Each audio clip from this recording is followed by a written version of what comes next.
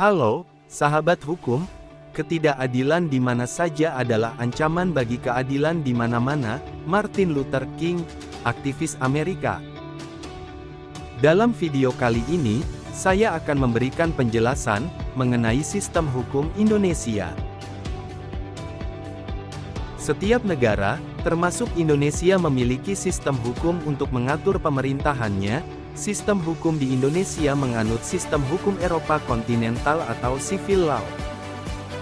Hal ini dapat dilihat dari sejarah dan politik hukum, sumber hukum maupun sistem penegakan hukumnya. Sistem ini digunakan di negara-negara Eropa, seperti Belanda, Prancis, Italia, Jerman dan negara-negara bekas koloni seperti Indonesia. Tapi, seiring perkembangan zaman, dalam pembentukannya, peraturan perundangan yang berlaku di Indonesia dipengaruhi oleh sistem hukum adat dan sistem hukum Islam. Ketiga sistem hukum tersebut saling melengkapi, harmonis, dan romantis.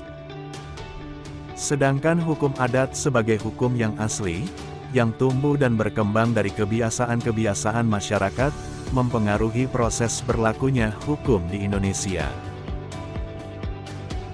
Bahkan, nilai-nilai yang terkandung dari hukum adat dan hukum Islam di Indonesia digunakan dalam pembentukan jurisprudensi di Mahkamah Agung.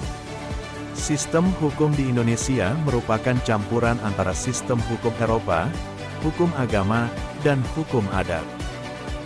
Hal tersebut wajar, mengingat hukum merupakan sebuah sistem yang tersusun atas sejumlah bagian yang masing-masing juga merupakan sistem yang dinamakan subsistem. Dalam sistem hukum Indonesia terdapat subsistem hukum perdata, hukum pidana, maupun hukum tata negara.